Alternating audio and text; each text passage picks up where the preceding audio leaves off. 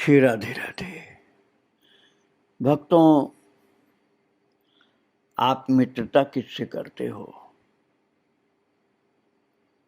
मित्रता का जीवन में बड़ा महत्व होता है। यदि वो मित्रता भगवान की ओर ले जाती हो, अर्थात दो प्रभु प्रेमियों की मित्रता हो, तो वो मित्रता बहुत कल्याण करती है, क्योंकि दोनों मिल करके अपने प्रभु की बात करते हैं और फिर आनंद ही आनंद आता है। बड़ा उत्तम कोटि का सत्संग होता है, केवल प्रभु की वार्ता।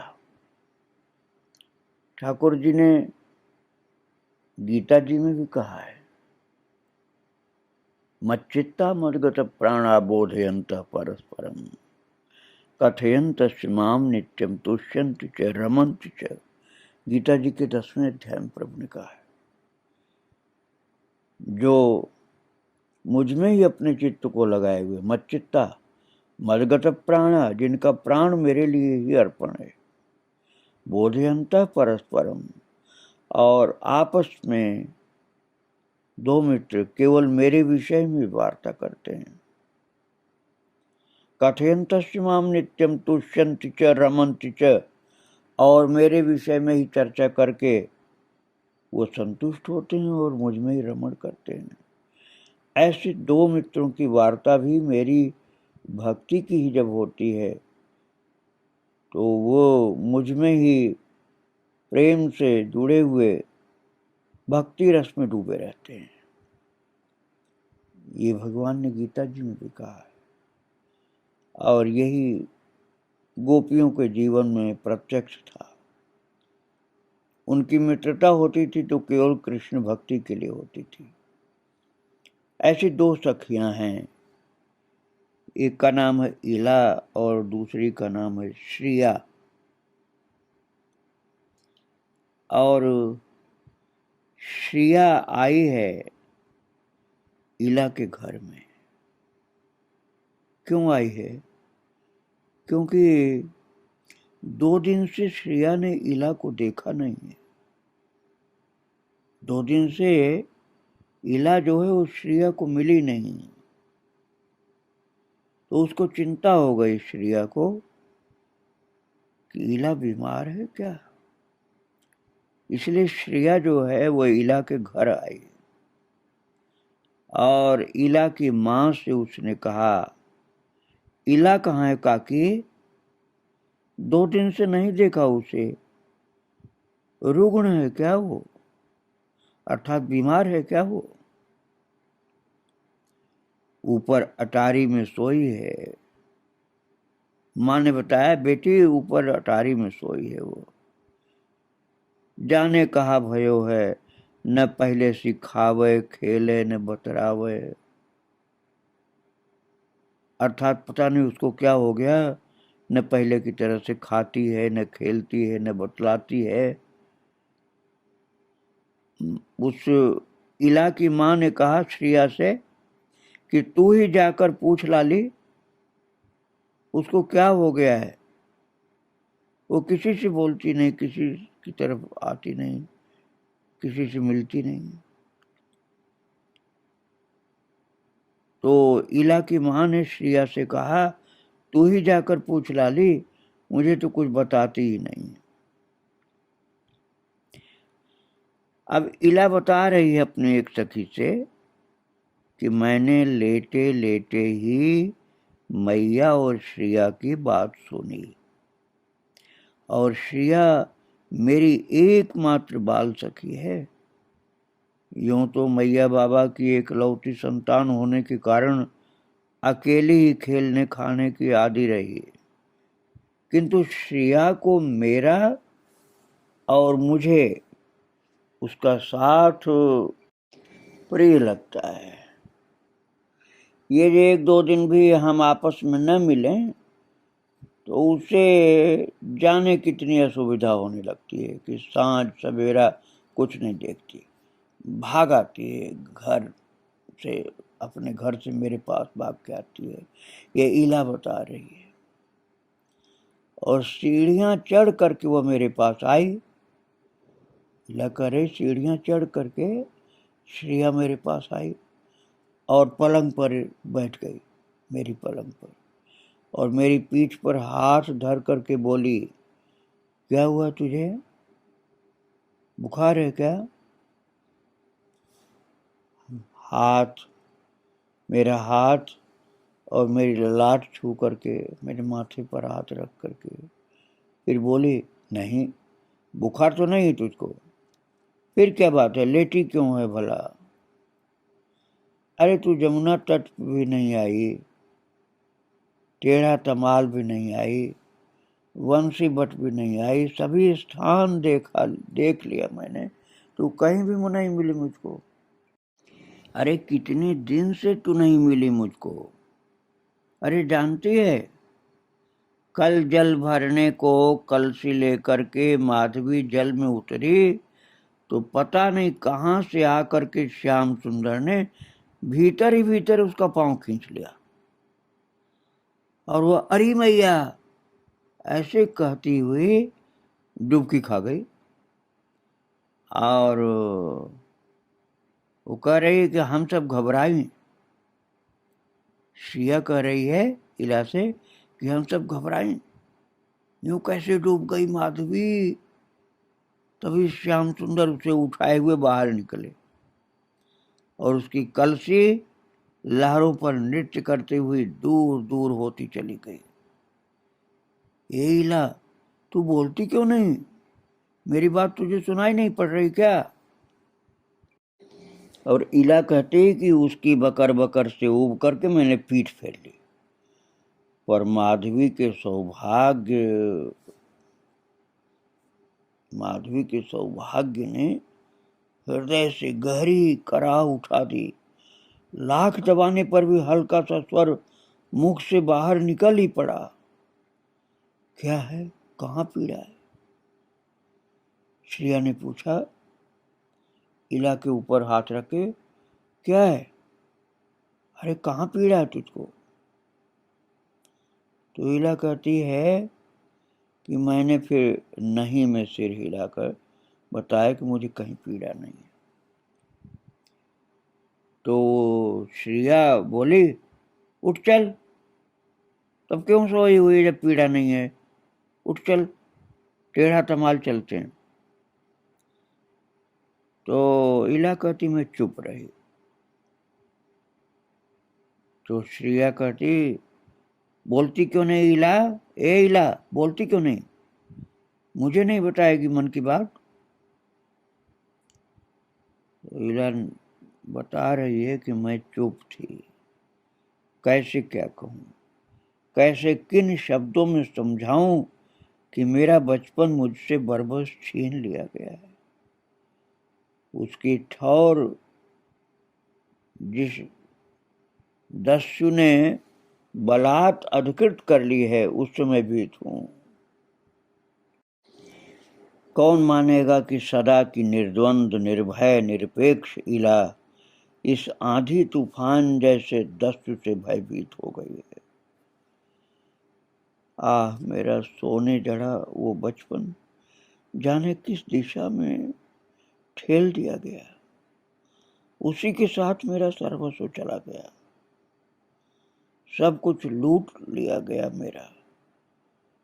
और पुनः गहरी श्वास छूट गई, एक निश्वास सा लिया और फिर श्रेया ने कहा, ए इला, कुछ तो बोल, देखना कैसी हो गई है तू, सोने जैसा तेरा रंग कैसा काला काला हो गया रे। एकाएक उसके मन में मान जागा, फिर बोली, पर क्यों कुछ कहेगी मुझसे, मैं लगती क्या हूं तेरी? ये तो मैं ही बावरी हूं कि भीतर की एक एक परत खोल करके दिखा देती हूं तुझे। श्रेया ने कहा कि यदि पराई न समझती तो क्या स्वयं नहीं दौड़ी आती मेरे पास अपना हृदय रहस्य सुनाने? चलो आज ज्ञात हो गया है कि मैं तेरी कितनी अपनी हूं। वो व्यथित हो जाने को उठने लगी। इला कहती, तब मैंने हाथ बढ़ा करके उसका हाथ थाम लिया, किंतु कहने को कुछ नहीं सूझा, केवल आंखें झरने लगी। और ये देख करके श्रिया मुझसे लिपट गई, जाने भी नहीं देगी और कुछ कहेगी भी नहीं। मैं पत्थर हूं क्या कि जो तुझे रोटी देखती रहूं, बैठी रहूं? तू रोती रहेगी और मैं देखती रहूंगी? मुझे पत्थर समझ रखा है। उसने भरे कंठ से कहा और अपनी ओढ़नी के आंचल से मेरे आंसू पोंछते हुए बोली, पहले कुछ खा ले, अन्यथा निश्चित जान ले कि मैं भी अन्न जल त्याग दूंगी।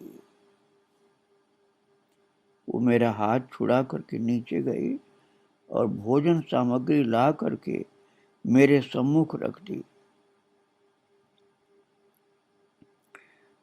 और श्रिया ने कहा, चल उठ, थोड़ा खा ले, नहीं तो। और बोलते बोलते रुकी थोड़ी सी। उसने कौर लिया हाथ में, भोजन का एक कौर, और इला कहती है कि श्रिया ने मेरे मुख में वो कौर दिया और बोली कि तेरे संग खाने की साध लिए आई थी, अभी तक मैंने भी कुछ नहीं खाया। जो तू न खाए तो क्या मेरे गले उतरेगा कुछ? और आंसुओं की बरसात के मध्य जैसे तैसे उसका मन रखने को मैंने कौर निगल लिया और उसे खाने का संकेत किया कि तू भी खा ले। तो वो बोली, कैसे खाऊं? तेरे आंसू तो मेरी भूख को भगाए देते हैं। अरे तू तनिक धैर्य धरे तो मेरा भी खाने का मन बने ना। ज्यों त्यों थोड़ा बहुत दोनों ने खाया। हाथ मुंह धो बर्तन यथास्थान रख करके उसने कहा, चल मेरे साथ। श्रिया ने इला से कहा, चल मेरे साथ। और मैंने केवल दृष्टि उठाकर उसकी ओर देखा और चुपचाप साथ चल दी। यमुना तट पर इस समय कोई नहीं था। घाट की कुछ सीढ़ियां उतर करके उसने मुझे बैठा दिया और एक सीढ़ी नीचे उतर करके वो स्वयं भी अपने दोनों हाथ मेरी गोद में धर करके बैठ गई। मेरे हाथ पकड़ उसने मेरी ओर देखा। उस दृष्टि का सामना न कर पा करके मैंने पलकें झुका ली और भगवान आदित्य अर्थात सूर्य भगवान देवी प्रतीचि की ओर देख करके मुस्कुरा दिए। अर्थात सूर्य भगवान अब अस्त की दिशा में जा रहे थे और वो महाभागा प्रतीचि अर्थात पश्चिम दिशा अपना लज्जारुण मुख झुका करके भवन द्वार में निराजन थाल उठाए ठिठकी रह गई। जैसे पश्चिम दिशा सूर्य को जाते हुए देख करके उनकी आरती से विदाई कर रही है, अर्थात सूर्यास्त की ओर सूर्यदेव जा रहे हैं। चारों ओर की वृक्षावलियों पर पक्षी चहचहा रहे थे। कालिंदी माता अर्थात यमुना मैया धीमी मंथर गति से बह रही थी। शीतल समीर प्रवाहमान था। हल्की हल्की हवा, सुंदर ठंडी हल्की हवा चल रही थी। सौंदर्य सुषमा का अपार वैभव चारों ओर पसरा हुआ था, किंतु ये सब मेरे लिए तनिक भी सुखप्रद नहीं थे। इला कहती ये सब इतनी सुंदरता होने पर भी मुझे उसमें आनंद नहीं आ रहा था। जी करता था उठ जाऊं यहां से जमुना, जल और गगन दोनों ही की ओर दृष्टि जाते ही प्राण हाहाकार उठते थे। भीतर ऐसी टीस उठती थी कि कहते नहीं बनता। पलकें झुकाए मैं बैठी रही। और फिर उसने पूछा, श्रेया ने, न बोलने की सौगंध खा रखी है क्या? और भक्तों, इला कहती है कि मैंने आंसू भरी आंखों से श्रेया की ओर देखते हुए नहीं में सिर हिला दिया, अर्थात सिर हिला दिया कि नहीं, ऐसी बात नहीं है। और उसने भरे कंठ से कहा, तब मैं सुनने योग्य नहीं हूं क्या? और उसकी पलकों पर ओस कण सी बूंदे तैर उठी, अर्थात आंसू आ गए उसके। और मैंने असंयत हो उसे बाहों में भर लिया। इला कहती कि मैंने श्रेया को बाहों में भर लिया। किसी प्रकार मेरे मुख से निकला, क्या कहूं? तो उसने कहा, मेरी इला को हुआ क्या है?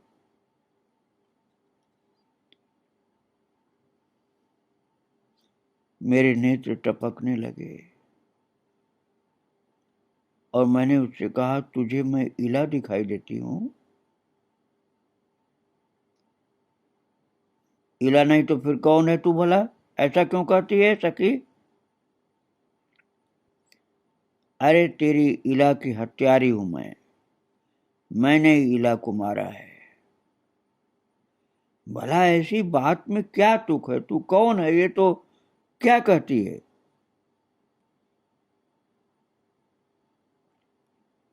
उसने कहा, कौन हूं ये तो नहीं जानती, पर इला मर गई बहन। तू मुझसे घृणा कर, धिक्कार मुझे। उसने कहा, क्या हुआ, कैसे हुआ?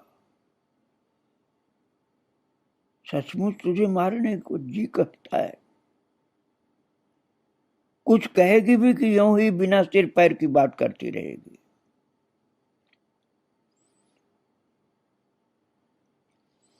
तो उसने कहा इला ने कि तेरी इला क्या मेरी जैसी थी? बोली, चेहरा मोरा तो वही लगता है, पर ये चुप्पी गंभीरता उसकी नहीं लगती है। मेरी सखी इला इस तरह से कभी चुप्पी नहीं साधे रहती थी। और तू है तो वही, पर चुप्पी क्यों साधी? इतनी बात क्यों नहीं बताती? मेरी सखी इला तो महा चुलबुली और हंसने हंसाने वाली थी। श्रिया बोल रही है कि मेरी सखी तो इस तरह से चुप्पी साधने वाली नहीं थी, वो तो बोलती थी, हंसती थी, हंसाती थी। और तू तो दुबली पतली हो गई है। पहले कैसी मोटी, सदा वस्त्राभूषणों से लदी सजी रहती थी, एक तू ही तो श्याम सुंदर से धींगा मस्ती करती रहती थी। तू श्याम सुंदर से धक्का मुक्की धींगा मस्ती भी कर सकती थी। ऐसी कैसी हो गई है रे तू? बस यही बता दे मुझे, ये ऐसी कैसी हो गई है हमारी सी? तो इला ने कहा, ठीक कहती है तू। इला खूब गहना कपड़ों से सज धज करके रहती थी। जब वो चलती तो आभूषणों की झंकार दूर से ही बता देती कि इला आ रही है। एक क्षण भी शांत बैठना उसके स्वभाव में नहीं था। कभी श्याम सुंदर अकेले खड़े दिख जाते तो चुपके चुपके पीछे से जाकर अचानक उनकी पीठ से पीठ सटा दोनों बाहों के नीचे से हाथ डाल उनके कंधे पकड़ लेती। वे पूछते, कौन है, छोड़। पर वो किसी प्रकार नहीं मानती। तब वे कमर झुकाकर उसे अपने सामने उलट देते और वे कहते, अच्छा, तो तू है इल्ली, बंदरिया। और वो क्या कहा, मैं बंदरिया हूं, इल्ली हूं, मुझे मारा क्यों, गिराया क्यों, मेरी कन्नी उंगली को चोट आ गई है। ऐसे झूठे दोष लगाती हुई वो जोर जोर से रोने लगती और कभी दोनों हाथों की मुट्ठियां बांधकर दनादन उनकी छाती में मारने लग जाती। थकने पर उसके हाथ थाम हुए हंस करके कहते, चुक गया सारा बैल कि अभी कुछ बाकी है। वो खिसिया करके उन्हीं की छाती में मुंह छिपा लेती। श्रिया कह रही कि मेरी इला इस प्रकार की थी, ऐसी तेरी तरह से गुमसुम नहीं रहती थी। अब तुझे क्या हो गया है। मेरी इला जो थी वो कैसी हो गई है। कभी आम जामुन अमरूद के किसी वृक्ष के पास उन्हें ले जा करके कहती, मुझे फल तोड़ करके दे दो ना, अथवा मुझे कंधे पर चढ़ाओ, वो फल तोड़ूंगी मैं। कभी वे उछल उछल करके फल तोड़ रहे होते तो उनकी शोभा देख ताली बजाती हुई कहती, श्याम जी तुम्हारी मालाएं भी उछल रही तुम्हारे साथ, ये क्या तोड़ रही हैं। तुम तो फल तोड़ रहे हो, माला जो उछलती है ऊपर, ये क्या तोड़ती है। तोड़े हुए फलों की उपेक्षा करके वो जिद करती, तुम्हारे ये हार कंकड़ उछल उछल करके क्या तोड़ रहे हैं बताओ। नहीं मैं तो नहीं, तो मैं खूब जोर से रोऊंगी। मैं मैया से जाकर कहूंगी कि तुमने मुझे मारा है। क्या तोड़ रहा था। कन्हैया ने कहा, क्या तोड़ रहा था, तेरा सिर, झगड़ालू कहीं की। तो उसने कहा, मेरा सिर कहाँ से तोड़ रहे थे बताओ। तुमने मुझे झगड़ालू कहा। वो रोने का ऐसा नाटक करती हुई कहती, तूने मुझे झगड़ालू कहा। और तंग आकर के श्याम सुंदर उसका सिर एक हाथ से अपने सीने से सटा करके दूसरे से अर्थात दूसरे हाथ से अपनी मालाओं का दूसरा सिर उसके गले में पहना देते। श्याम सुंदर उसका सिर एक हाथ से अपने सीने से सटा लेते और दूसरे हाथ से पहनी हुई अपनी मालाओं का दूसरा सिरा उसके गले में पहना देते। ऐसे और कैसे निखट्टू कहीं की। वे हंस देते, बहुत खोटी है तू। और अपनी बाहों में उन्हें बांध उन्हीं की छाती से नाक मुख घिसते हुए कहते, और तुम कौन, अच्छे हो चोर कहीं के। और उसकी बात पर दोनों ही खिलखिलाकर हंस पड़ते। कभी उनके कंधे पर चढ़कर वो जैसे ही डाली पकड़कर फल तोड़ने की होती है, वे नीचे से हट जाते। वो पेड़ पर लटकती हुई चिल्लाती, मैं गिर जाऊंगी, मैं गिर जाऊंगी, गिर रही हूं, अरे मेरी भैया दौड़ो। तो श्यामजू कहते, अच्छा गिर जाए। फिर चिल्लाती, श्याम जी मुझे गिरा रहे हैं। ऐसे में श्याम सुंदर खिलखिला करके हंसते और कहते, चिल्ला क्यों रही है री, फल तोड़ना। देख वो रहा बाईं ओर, थोड़ा हाथ बढ़ा, आहा कैसा पका पका मीठा मीठा आम है। और फिर ऐसे मुंह बना करके चूसते हुए बोलते जैसे आम का रस आ रहा मुंह में। और कहते, अकेली मत खा जाना, ऊपर लटके लटके कहीं आम नहीं खा जाना तू, नीचे लाकर थोड़ा मुझे भी चखाना। अरे रे छोड़ मत, गिरेगी तो हाथ पांव टूट जाएंगे, लंगड़ी होने पर कौन ब्याह करेगा तुझसे। किंतु जैसे ही उसके हाथ से डाली छूटती, नीचे गिरने से पूर्व ही उसे बाहों में झेल लेते श्याम सुंदर और कहते, लगी तो नहीं, डर गई चुहिया कहीं की। और वह गिरने के डर से दोनों हाथ गले में डाल कन्हैया से चिपक जाती, और जब वे उसे चूहिया कहते वो अपने दांत उनके कंधे में गड़ाने की चेष्टा करती और बोलते देख कंधे पर काटा, और दंश देकर कि मेरी मैया तो कुछ कहे कि न कहे, पर तेरी मैया तो तेरे कान ऐंठे बिना न रही रहेगी, ये समझ लेना। ये कहते चूहिया ही है, चूहिया की तरह काटती है। वो भले भोलेपन से पूछती फिर कहाँ काटूं बताओ, क्यों दांतों में खुजली चल रही जो काटना जरूरी है तुझको, मुझको काटती है जरूरी है कोई? तो कहती और नहीं तो क्या, फल तो तुमने खाने ही नहीं दिया, बताओ कहाँ काटूं कि कोई देख न पाए। कुछ देर सोचकर श्याम सुंदर कहते और तो जहां भी तू काटेगी कोई न कोई देख ही लेगा, फिर तो खैर नहीं तेरी, कहीं कोई तेरे दांत नहीं तोड़ दे। एक स्थान है जहां कोई देख नहीं पाएगा, जानती हो कौन सा अंग है? इला ने फिर नहीं में सिर हिलाया करता तो नहीं जानती हूँ। इधर देखिए, कहते ही उन्होंने अपने नव पल्लव से अत्यंत सुकुमार लाल लाल जिह्वा तनिक मुख से बाहर निकाली कन्हैया ने अपनी जीभ कि ये है जिसको काट सकती है, कोई नहीं देखेगा। और ईला ने दाहिने हाथ की तर्जनी और अंगुष्ठ से उसे छुआ, और जाने क्यों रोमांच हो आया।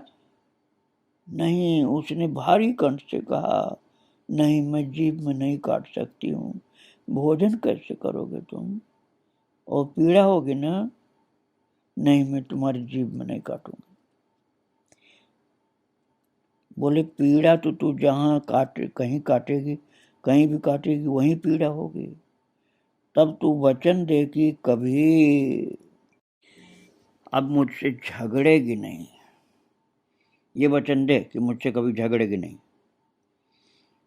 तो इला ने कहा नहीं, ऐसा वचन मैं नहीं दूंगी। तुम जब जब खिलाओगे, खिजाओगे, परेशान करोगे, अवश्य लड़ूंगी। और वे आम के वृक्ष की जड़ पर बैठ गए और बोले तब मुझे भी कुछ उधार नहीं रखना। अब ले, उन्होंने पुनः जीभ दिखाई। इला ने सकुचाते हुए कहा फिर लड़ाएगी तो नहीं? बोली लड़ूंगी लड़ूंगी और 100 बार लड़ूंगी, तुम चिढ़ाओ तो मैं चुप बैठूंगी क्या? तो फिर इस लड़ाई को भी उधार मत रख। इला ने धीरे से अपना मुख बढ़ाया और नव किसले सी जिह्वा का अग्रभाग दांतों के बीच बिना दबाए ले लिया। और भक्तों, उसकी देह में जाने कैसी झंझनाहट सी हुई और वो मूर्छित हो कन्हैया की गोद में ही गिर गई। उसी प्रकार खेलते खाते झगड़ते उसे कभी तनिक सा भी संकोच नहीं होता था। श्रिया कह रही इला से कि तेरे अतिरिक्त अन्य किसी से उसकी घनिष्ठता भी नहीं थी, यूं सभी सखियों से उसकी बनती थी। कभी तुम उसके साथ बरसाने जाती, वहां की सखियां अथवा किशोरी जी कोई सेवा बताती तो उससे बड़ी प्रसन्नता होती, पूर्ण मनोयोग से वो उसकी सेवा को करती। श्रिया ये सब याद करा रही इला को कि इतना आनंद से कन्हैया के साथ तू खेलती थी और अब कैसी अधमरी सी पड़ी है, क्या कारण है?